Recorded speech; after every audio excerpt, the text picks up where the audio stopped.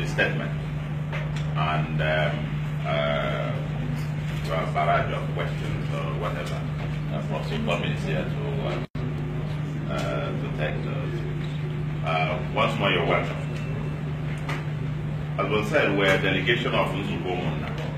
That is a pan-Igbo group whose members are individual professionals within Nigeria and diaspora, as well as members or leaders of most pan-Igbo associations and groups, who were sent to pay a visit to Nnamdi Kanu and his associates, currently in detention at the Kuje prison, as part of a worldwide consultation process on the peace and development of our Igbo and Nigeria. We visited to hear his own point of view, and we also shared our views with him. Our interactions with Nnamdi Kanu and his colleagues were frank and fruitful.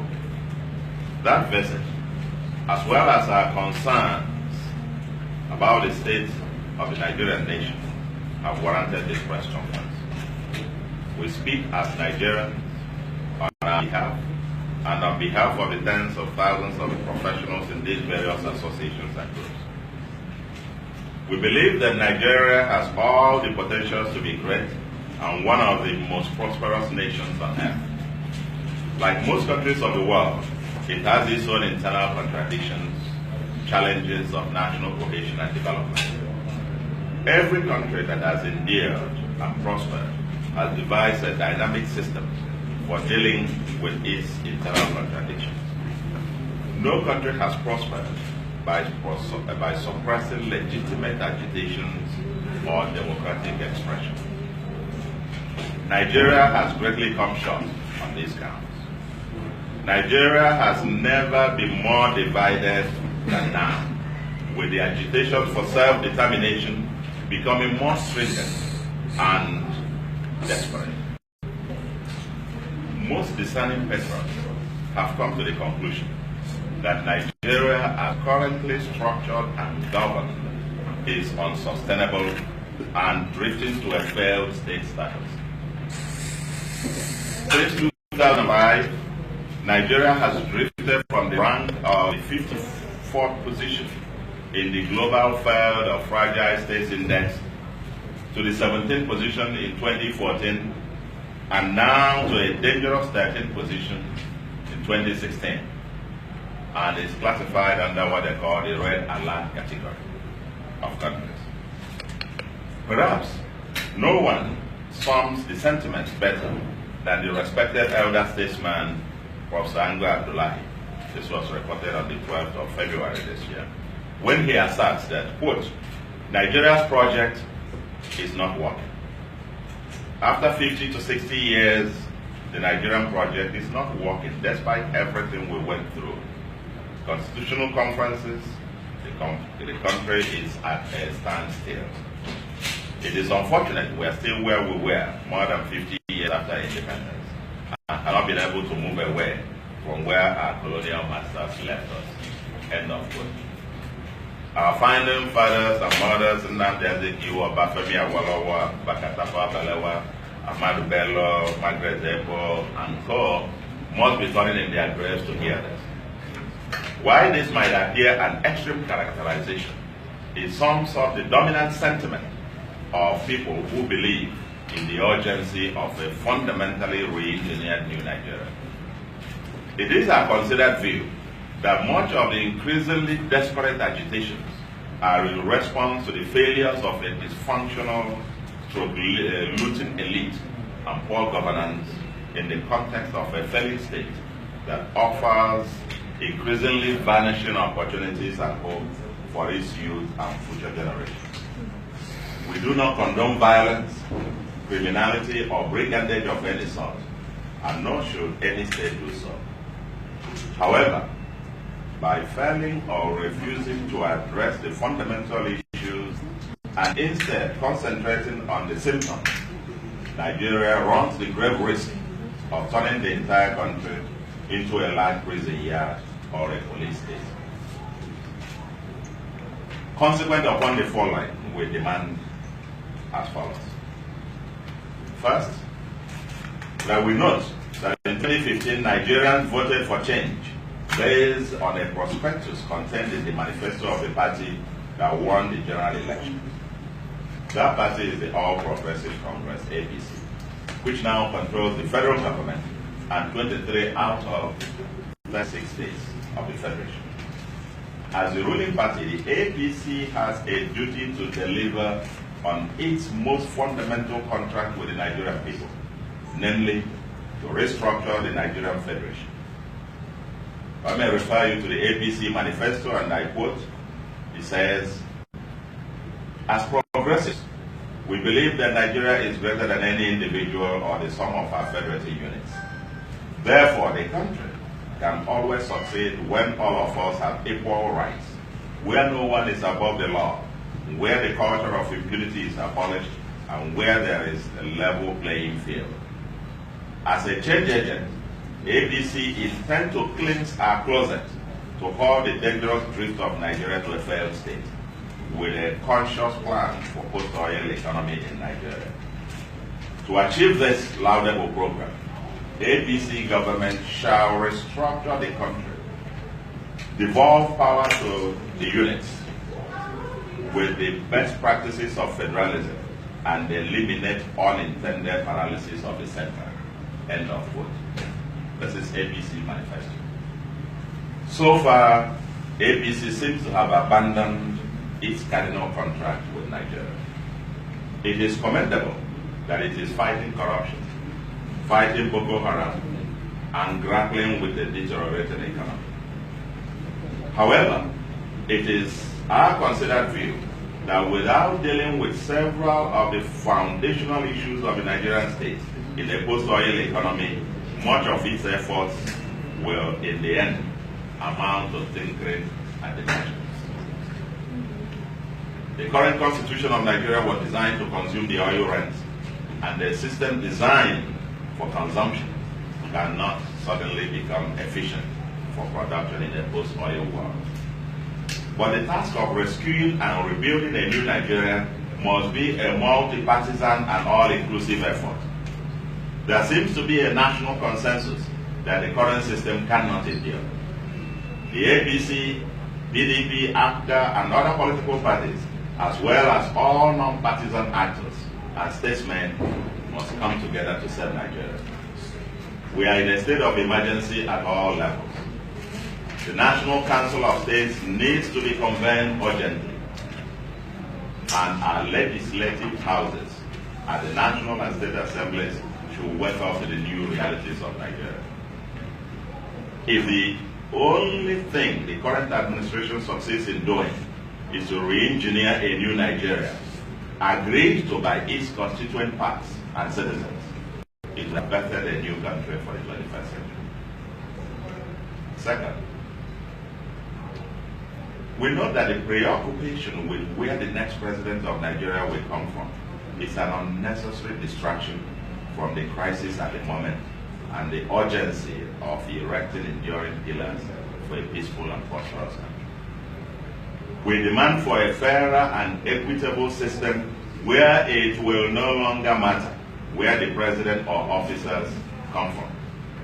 We want a country where there are growing opportunities for our youth, for the youth and future generations to live in peace and prosper. The next, we demand for the urgent release of Nnamdi Kanu, his colleagues, and all prisoners of conscience as part of the process of the search for national cohesion and building a new Nigeria. There is a legitimate debate among Nigerians on the Biafra question. And there are indeed many Igbos who, like many other Nigerians, may not agree with Nnamdi Kanu's objectives or means. But it needs to be stated, however, that no citizen of Nigeria deserves the kind of treatment that is meted to Nnamdi Kanu and his colleagues. Government has declined to obey the orders of properly constituted courts in Nigeria for his release. Nnamdi Kanu is not above the law, but nor should he be put beneath it. A situation where the state refuses to obey clear and legitimate court orders for his release and even one of them outrightly ordered for his unconditional release. There is absolutely no reason in a country with a rule of law that he should have been held an hour later than those court orders or even rulings of the court that he should be released unconditionally. Why is Nnamdi Kanu's case an exception?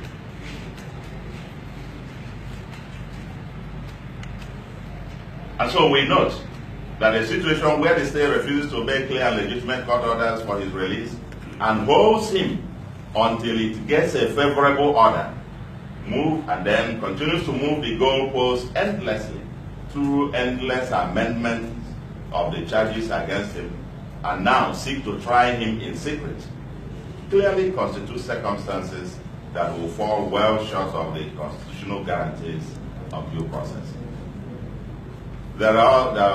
This also will raise questions about our country's adherence to human rights, the rule of law, and transparent judicial process. We worry there is now a clear design to place Nnamdi Kanu and his group beneath the law and basic constitutional guarantees in the country and the basic constitutional guarantees of due process. Without rule of law, no sustainable economic progress can happen. The charge of treasonable felony, which is now levied against Nnamdi Kanu, has previously been used against Joseph Taka and Obafemi Awolowo. His trial reminds us of the travails of these historic figures in our country, and indeed of the more recent military-era treason trial of President Obasanjo. Not many people now believe that Nnamdi Kanu and his colleagues can receive a fair trial based on the law.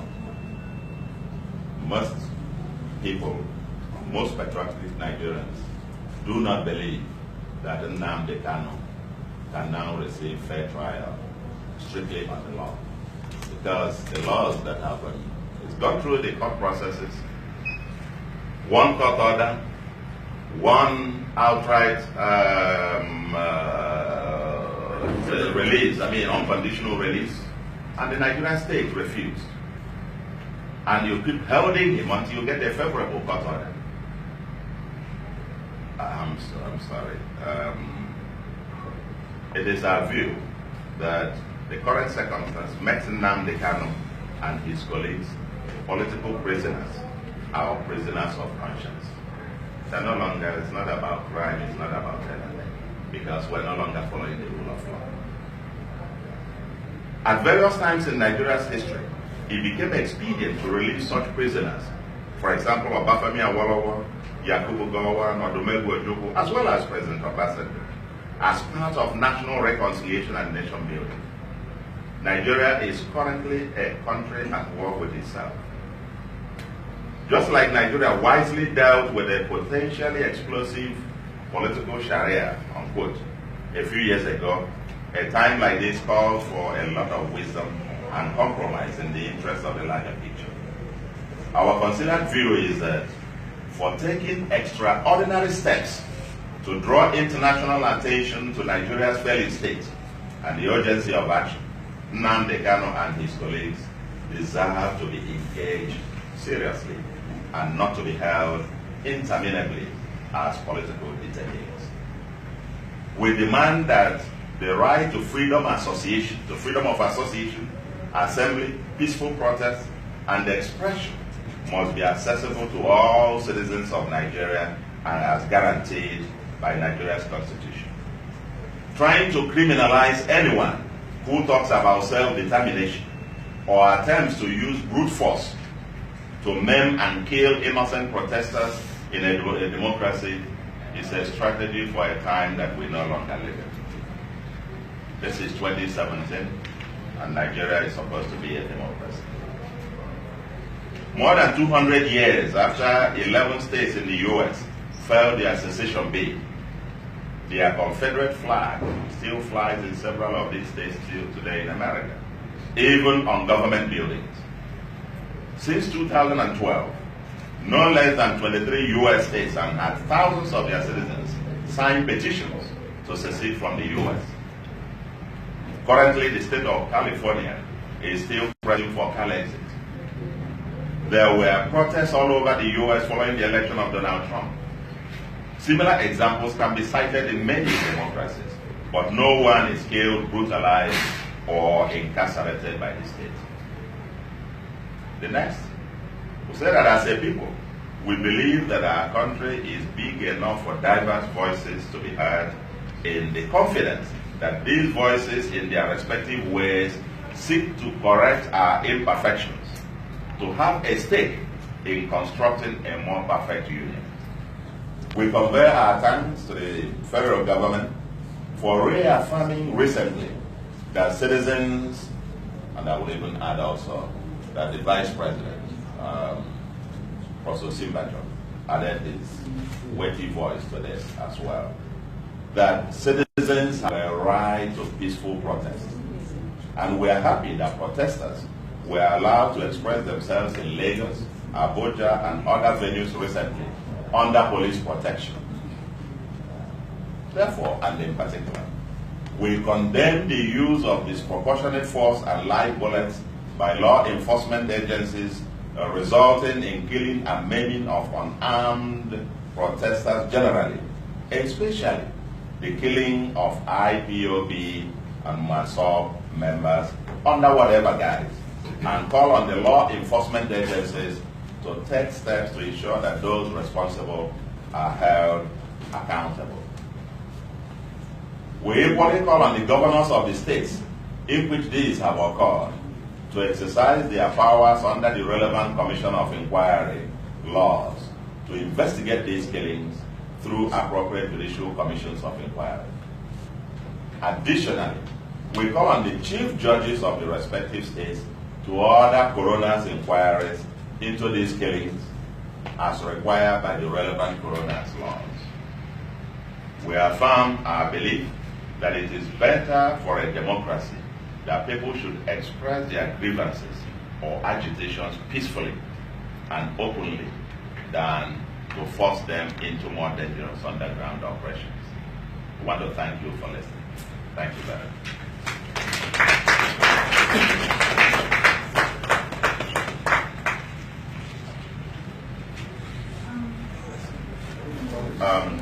Sorry, I'm called for question and answer section. Okay, please go ahead.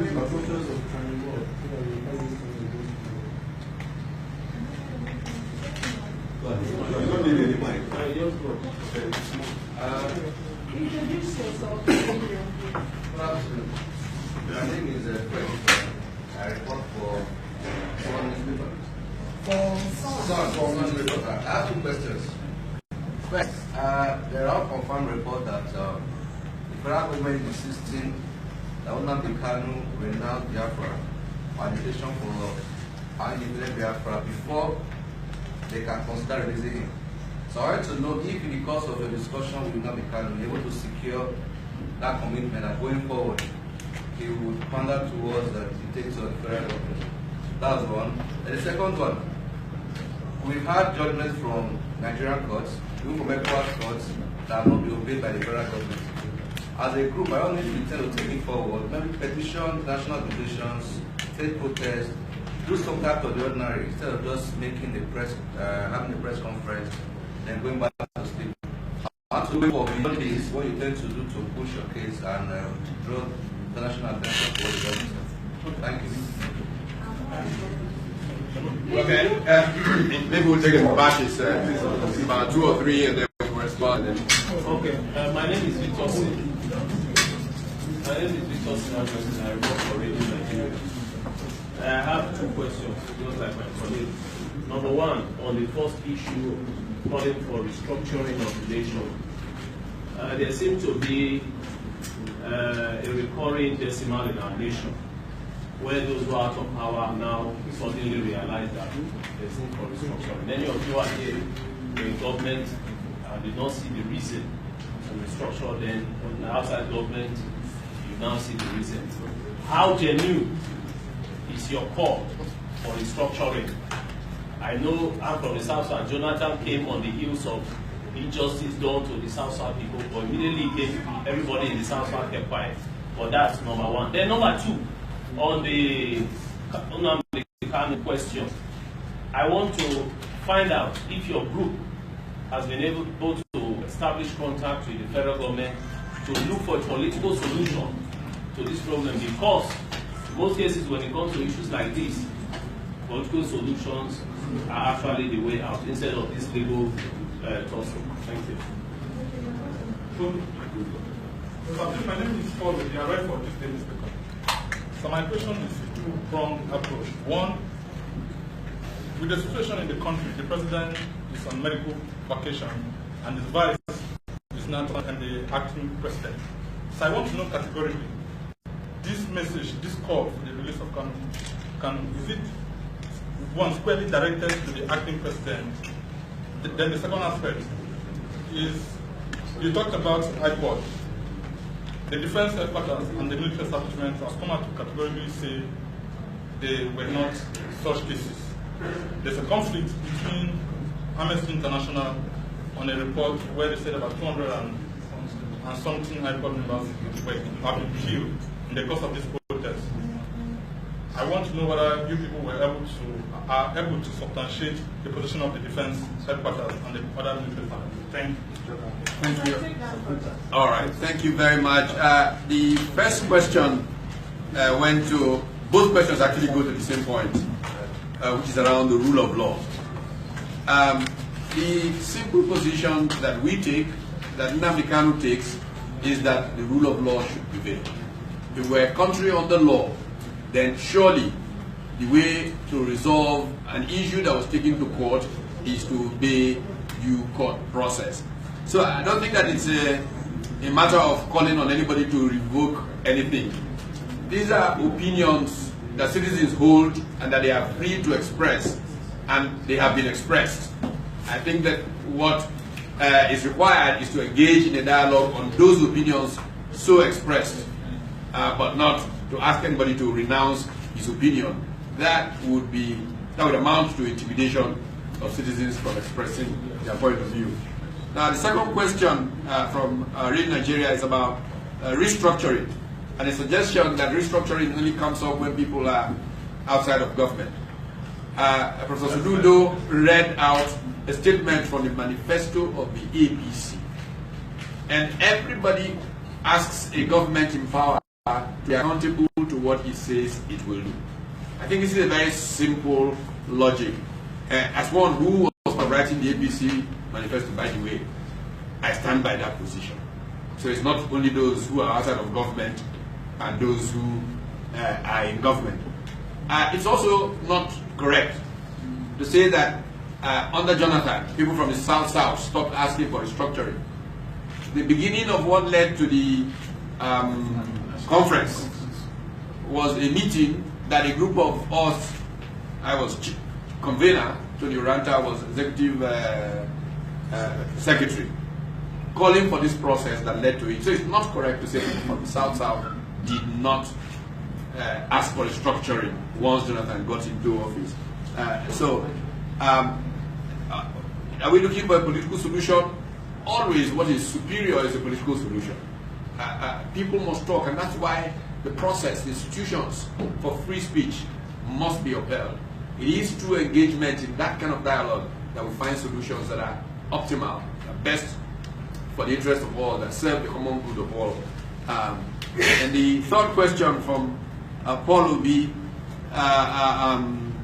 was about, is this, now that the president of medical vacation, we have institutions. We have the federal government of Nigeria. Appropriate authorities have been handed over. So our position is not directed at individuals, it's directed at the federal government of Nigeria. So I think that we can say that we will pursue this in all appropriate ways. Now, about the position of the military establishment versus the Amnesty International, one of the points that was raised in the statement read by Professor Ludo essentially calls for commissions of inquiry. And those commissions of inquiry, when they are set up, people will come and give testimony, provide evidence. And the white paper that will come out of this should then determine how we go forward. We'll know then who is telling the truth, because evidence is abundant and will be presented as such commissions of inquiry. Sorry, sir. The second leg of my question, you respond to this. Oh, which is the... Oh, where do we go from here? Yes. Oh, we're going to stay consistent. We are consulting. This is a global level consulting. And we're continuing this process. We'll keep engaging all of the important stakeholders and will ensure that we get to the table and sort things out. But this is not a one press conference thing. It's an ongoing engagement. And we're not going to stop, back off for any reason until the best interest of Nigeria is served. Because this is what we're doing. Now let's face it. The challenge of now is a challenge pan-Nigeria. Somebody described the Nigerian condition as discontent writ large. So we're not just pressing one section's view. We're trying to say what almost all Nigerians are trying to say without saying anything. That it's time to talk about these issues because they are hurting us, they are preventing our country from making the progress that it should make. I mean, there's investors, when they look at our country, they look at all of these issues and they pull back in spite of the resources and the talents that are in the country. And all of us suffer. And so we must do something. It's a duty for all citizens now, not for a group or the other.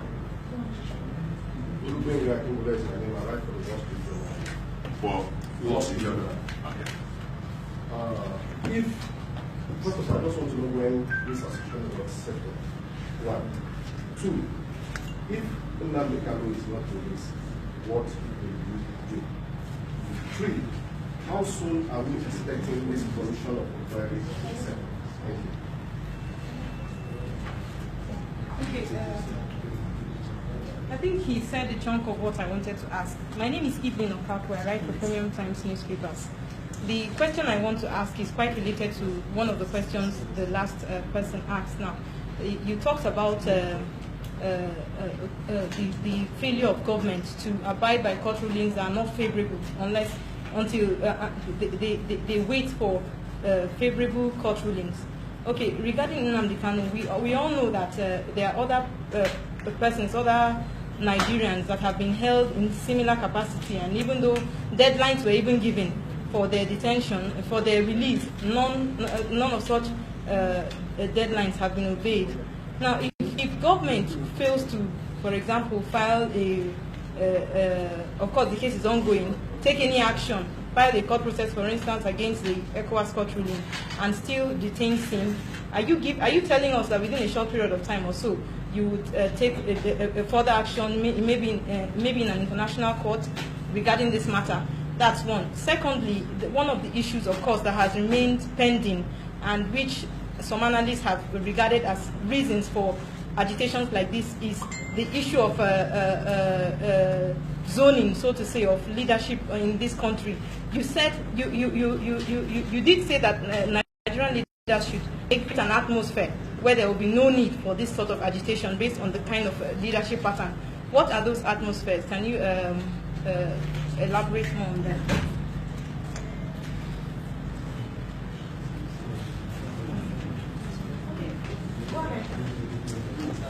My name is Joshua Loco. I report from the News Agency of Nigeria. Report from now, News Agency of Nigeria. I just want to ask if is the group against the private or the secret trial of Nnamdi Kanu, and why? Okay, is that it? Okay. First of all, what will we do if the petitions that were put in before the Nigerian nation, this is not to government, actually to the Nigerian nation, to all responsible people. Let's not forget that government is an agency function. They're agents of the people who are sovereign. And so this is a question put to the sovereign state of Nigeria. Do we want our country to be run outside of the rule of law? I think no serious person living in the 21st century wants to live in a country that is run outside of the state rule of law. And because we know that, we expect that this process will go on until citizenship behavior says this is unacceptable. Nigeria must be run as a country under law. And so the agitation is as long as it takes, because that's how you build institutions, that's how you build a nation. How soon will the commission be set up? Again, democracy is about it's about civil society engaging. And we are part of civil society, we are a pressure group. And we will do everything that is necessary, internationalize the issues. And one of the issues, for example, that people, and these things can sometimes take time, sometimes it can happen very quickly if those who are running things are smart, because they save a lot of trouble with delay brings. One of the great issues of last century, the Armenians pursued for a very long time, until finally it began to pop up at the United Nations and all of that. And a word that we now take for granted entered our lexicon. It's called genocide. It took resistance on the part of Armenian peoples all over the world up to the time that people of conscience rose. The truth of the matter is, when you incarcerate an Nnamdi Kanu, who is incarcerated is not Nnamdi Kanu, it's all people of conscience. Who is incarcerated, it's not Nnamdi Kanu, it's all people whose perspective he represents, whether they come from an ethnic nationality group. If you incarcerate him, you incarcerate all people who believe in the rule of law. And so it is this collective imprisonment that we expect will force a rethink on the part of all people about this. So we do hope and expect that we will get results. What essentially is calling for is citizenship behavior. Now the next set of questions talked about zoning and leadership. I think that one of the challenges of Nigeria, one of the problems of Nigeria, is that we often reduce our problems to who got what position. And it came out in the statement made here. It is not about whose turn this is up. And this is why we have often worried about the choices we made as a result of these things. What we are asking is that we have institutions that work, that all citizens get a fair shake under law in the country, and that the process, the political process, enable us, ensure that we have this kind of society that can be legitimately or genuinely called a democracy. So it is not about what part, what turn. That doesn't make it happen. In fact, if there's a big myth, is that your people being in power necessarily improves your lot. In this environment that is essentially a rent economy, a group of rent seekers can cluster together, profit their partners who may not be from their part of the country, and their turn goes away. And in fact, I can give you an example from Malaysia about that, but we can go on and on, But the point is, we're looking at genuine reform of the Nigerian state and civic engagement in public life. The next question here, I think it's really secret trial. Are we opposed to secret trial? How can you have a secret trial of a citizen in a democracy on a matter that is so evidently civil that the courts have ordered his release? I mean, to talk of a secret trial is to say we're retreating to the apartheid type lager. It should not even be a question raised by anybody. It has no basis at all. Yeah, I think there are so many things that was mixed up. And there was this question about who is supposed to go on now. Oh, yeah. And then when did they start?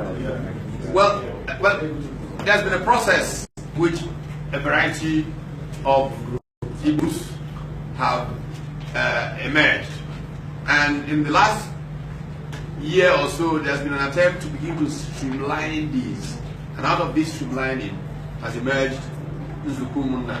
I can tell you that part of it also is the result of the need to create a new generation of leaders. So not us. We are exiting. We are in the departure lounge.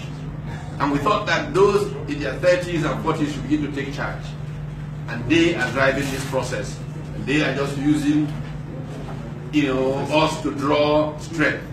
But Nzukumunna is driven by mainly 30-something and 40-something-year-olds from all over the world. Okay, the first leg of my question. Who are Igbos, of course. The first leg of my question regarding what action, probably via international courts, that you might take. Yes. No. The issue, if we're going to pursue locally and if need be, internationally, we will internationalize this subject if need be, but we will pursue it in a systematic manner. There's no, if necessary. I mean, we're not discussing those kinds of things here. We're talking about how to build a nation. Okay, thank you so very much. Thank you.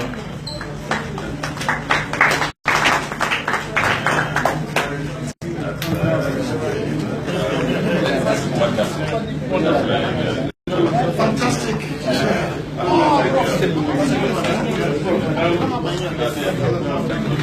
Thank you. Thanks. Well, that's